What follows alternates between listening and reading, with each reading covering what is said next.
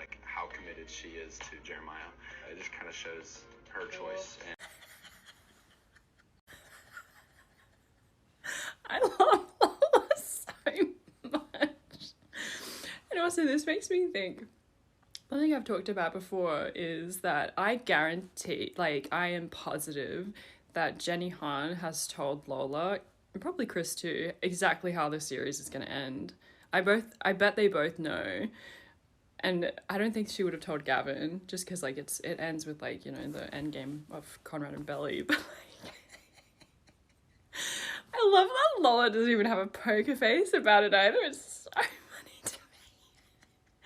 But she really is. I mean, I think when she says she's Team Belly, she means it. But being Team Belly means Belly really, at the end of the day, getting what she truly wants. And what she truly wants is Conrad. But yeah, this is so funny.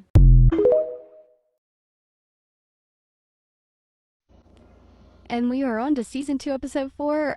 I absolutely love this episode, so I'm so excited to go over the songs from it that have meaning, because to me this was such a great, fun episode for them. Everybody just got to act like little kids, so I personally really enjoyed it. This scene, everybody just gets to the boardwalk and we hear "Don't Take My Money" by Bleachers. And this is a song about how when love is real, it's worth everything that comes along with it. And it starts playing for who? Conrad and Belly again. So let's take a look at the lyrics. The first verse, which Jack Antonoff sings, is "Somebody broke me once, love was a currency, a shimmering balancing act. I think that I laughed at that, and I saw your face and hands colored in sun, and then I think I understand. Will I understand?" I really love the lyrics of the song. I really like the song in general. I think it just suits this moment. It also very much fits Belly and Conrad as far as love being worth it. And they're going to go through a lot of things before they can even come back together. And once again, we see a song that has the word sun in it. And we know where that's from. So here we have Steven and Taylor about to compete on the rock wall. And we get Players by Corey LeRae, which promotes self-insurance and rejection of men.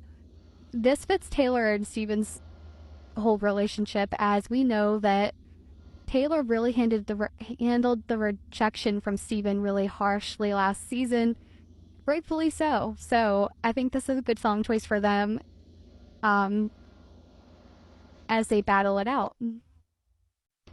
And now we get to Shoot Your Shot, and we get to Never Really Over by Katy Perry, which is another song that indicates Bonrad is endgame.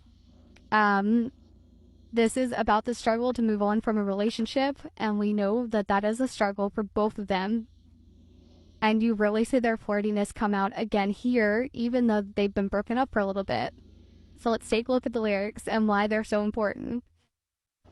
Okay, in this song, we see the pre-chorus as "I tell myself, draw the line. And I do, but once in a while I trip up and I cross the line and I think of you." And then we get to the chorus, which is 2 years and just like that, my head still takes me back. Though it thought it was done, but I guess it was never really over. Oh, we were such a mess, but wasn't it the best? Thought it was done, but I guess it's never really over. This is so important as a foreshadowing of what we're going to see in season 3. We know season 3 is a 2-year time jump. So hence 2 years and just like that, my head still takes me back. When we pick up in the books with that 2-year time gap, we know that Belly's head goes directly back to Conrad. She dreams about him in the beginning of the book. She also sees him for the first time at the dedication, and everything starts to bubble up again. Because it's never really over for them. It never will be over for them. And I know that it's hard for the Jeremiah girlies. I know that they want their endgame in ways. I understand that. I respect it. But for these two, they're innately pulled together, and it's their chemistry is they don't even have to try. to have that chemistry. They just do. They always have, even as children. So go to part 2.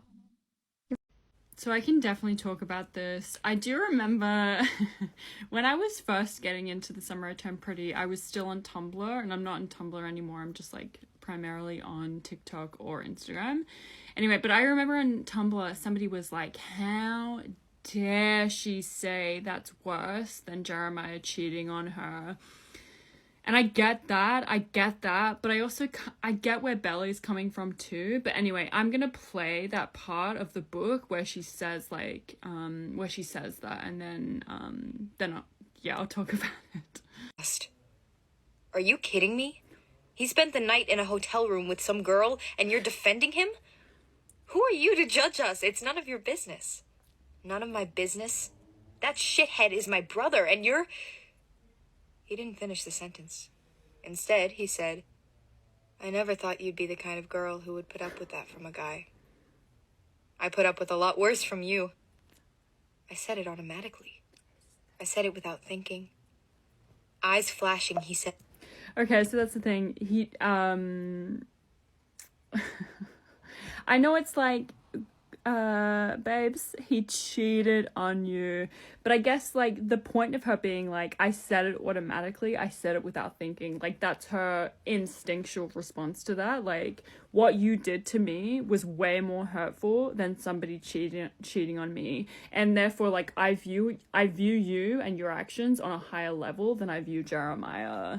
Like, the stakes for you were way higher than Jeremiah. It doesn't excuse what Jeremiah did, but it puts the inconsistency of Conrad, the, like, I'll say something, but then I'll take it back. Then I'll say something, then I'll take it back. How damaging that was to her and how hurtful. Like, I needed you to be consistent. Like, Jeremiah cheats, but at least he's consistent in a way, even though that sounds really weird. But you know what I mean? Like, and so, like, I know it's a big claim she's making. I put up. Oh, sorry, we're itchy, baby.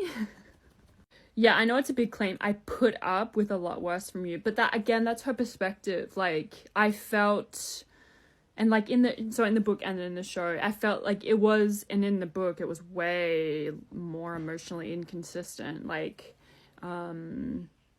Conrad couldn't even commit to a relationship at all with her, whereas in the show he can. So, like, I put up with a lot worse from you. I put up with this, like, emotional inconsistency, this, like, are you going to be in a good mood or are you going to be in a bad mood? And so, like, I have to sort of base my behavior based on what mood you're going to be in. And that's because, like, he has justifiable reason for being in the mood he's in, but it's still inconsistent when you're being given that behavior.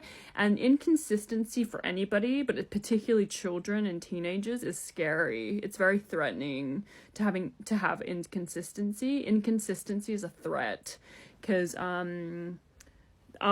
like, in terms of, like, our brains developing, and our brains develop, I think, fully finished developing at 25, 26. And so that whole idea of, like, I've learned how to deal with inconsistency, learned how to deal with feeling safe and that whole thing.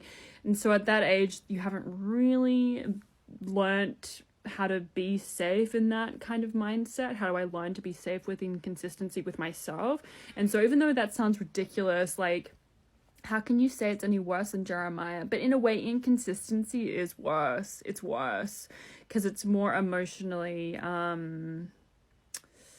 dangerous than just cheating. Like, cheating is fucking sucks. It's like physical, you have a need that's met, it's met. Emotional needs, however, different, very different in my mind. So I think that's why. But I fully understand, like I was saying at the beginning of this video, I understand how you could hear that and you're like, excuse me, he cheated on you. Like, Conrad didn't do anything like that, and he didn't, and he doesn't.